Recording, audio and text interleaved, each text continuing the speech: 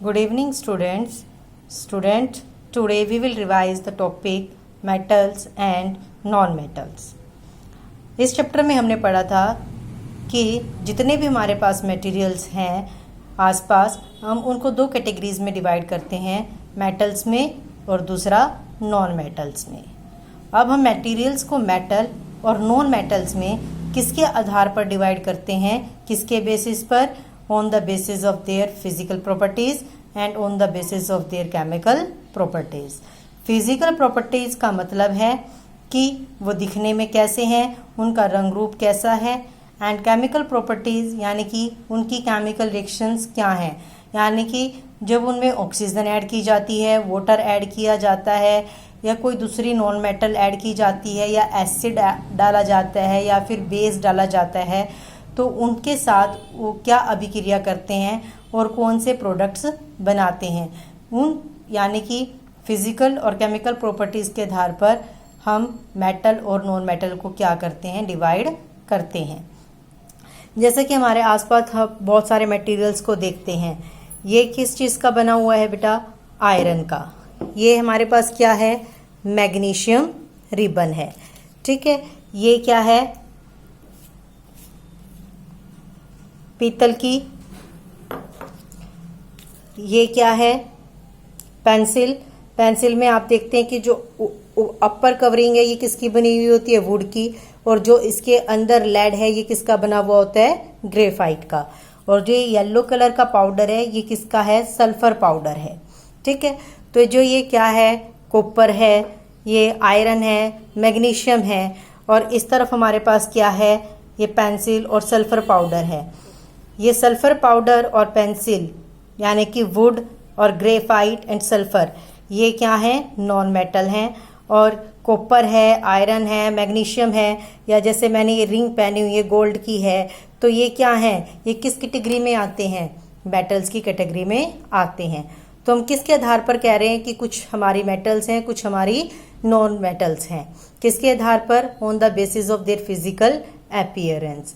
क्योंकि ये सब देखने में क्या है? सब अलग अलग हैं, इनका कलर अलग अलग है, तो हम क्या कर सकते हैं? उससे पहचान सकते हैं कि ये कौन सी मेटल है या ये फिर क्या है?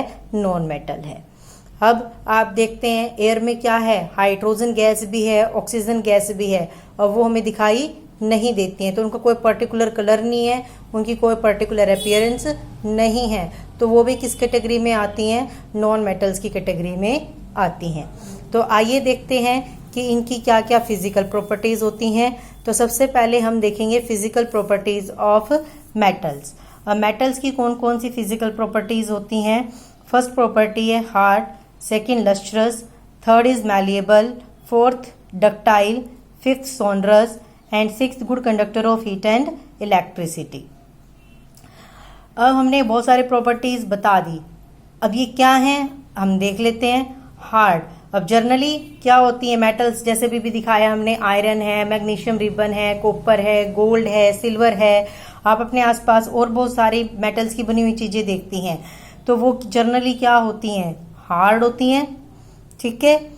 हार्ड का मतलब कठोर होती हैं, जिनको आसानी से तोड़ा नहीं जा सकता है। लस्ट्रस। लस्ट्रस किसके लिए वर्ड यूज होता है? लस्टर। लस्टर का मतलब होता है शाइन, यानी कि जो मेटल्स होती हैं उनकी अपनी एक पर्टिकुलर शाइन होती है, जिसके आधार पर हम उनकी पहचान भी कर सकते हैं। जैसे आपके सामने अगर जो एक तरफ ब्रास का बना हुआ बर्तन रखें, एक तरफ कॉपर का, एक तरफ गोल्ड है और एक सिल्वर का है, तो आप उनकी चमक से उनको आसानी से पहचान पाओगे कि कौन सा बर्तन कॉपर का है, कौन सा ब्रास का है, कौन सा गोल्ड का है और कौन सा सिल्वर का है। तो जितनी भी मेटल्स होती हैं उनके अंदर क्या होती है? शाइन होती है। हाँ, कई बार क्या होता है कि जब ये मेटल्स एटमॉस्फेयर में यानी कि खुले में पड़ी रह जाती हैं, तो ये किसके साथ अभिक्रिया कर जाती हैं? ऑक्सीजन के साथ। और इनके ऊपर किसकी परत चढ़ जाती है? इन्हीं के ऑक्साइड की, जिसकी वजह से इनकी क्या हो जाती है? जो शाइन है वो खत्म हो जाती है। जैसे आप देखते हो लोहे पर क्या लग जाता है? जंग लग जाता है, तो उसकी शाइन क्या हो जाती है? धीरे धीरे खत्म हो जाती है। पर अगर जो हम उसको क्या करें? रेग मार्क से यानी कि सैंड पेपर से उस ऑक्साइड की लेयर को हटा दें, तो फिर से कैसी हो जाएंगी? वो चमक जाएंगी। तो जो मेटल्स होती हैं they are lustrous. Malleable, malleable का मतलब होता है कि अगर जो मेटल्स को किसी हैमर से क्या किया जाए, बीट किया जाए, यानी कि उनके ऊपर हथौड़े से बार बार चोट की जाए, तो उनको किसका रूप दिया जा सकता है, शीट्स का रूप दिया जा सकता है। जैसा कि आप घरों में यूज करते हैं, सिल्वर फॉयल का यूज होता है, एल्यूमिनियम फॉयल का यूज होता है। तो एल्यूमिनियम और सिल्वर दोनों क्या हैं, मेटल्स हैं, पर उनकी क्या बना रखी होती है, एक पतली सी शीट बना रखी होती है। जो सिल्वर फॉयल है उसका हम स्वीट्स बनाने में यूज़ करते हैं, स्वीट्स के ऊपर लगाने में यूज़ करते हैं। एल्यूमिनियम फॉयल का हम किसके लिए यूज़ करते हैं, फूड को पैक करने में यूज़ करते हैं। तो उनको वो मेटल्स को क्या रूप दे रखा है, एक शीट का, एक पतला सा प्लेन पेपर की तरह उसको रूप दिया हुआ है। तो किसकी वजह से दिया हुआ है, क्योंकि मेटल्स के अंदर कौन सी प्रॉपर्टी होती है, मैलिएबिलिटी होती है, यानी कि जब उनको पीटा जाता है तो वो क्या होती चली जाती हैं, पतली होती चली जाती हैं। फोर्थ है डक्टाइल। डक्टाइल क्या है, मेटल्स की वो प्रॉपर्टी जिससे क्या कर सकते हैं, हम उनको खींचकर किसका रूप दे सकते हैं, तार का रूप दे सकते हैं। अब जो मैलिएबिलिटी और डक्टिलिटी है वो सबसे ज्यादा किसके अंदर होती है, गोल्ड के अंदर। जब आप 10th क्लास में जाओगे तो उसमें पढ़ोगे आप कि 1 ग्राम गोल्ड से हम कितनी लंबी तार बना सकते हैं, 2 किलोमीटर लंबी तार। तो आप समझ सकते हैं सिर्फ 1 ग्राम गोल्ड से कितनी लंबी तार, 2 किलोमीटर लंबी तार। तो सबसे ज्यादा मैलिएबल और डक्टाइल मेटल कौन सी होती है, गोल्ड होती है। इसीलिए गोल्ड के ही क्या बनाए जाते हैं, ऑर्नामेंट्स बनते हैं, क्योंकि हम उसको इतना पतला तार का रूप दे सकते हैं, उसको एक शीट का रूप दे सकते हैं, जितनी पतली तार चाहिए हम उतनी पतली तार बना सकते हैं, और उसको मन चाहा क्या दे सकते हैं, रूप दे सकते हैं।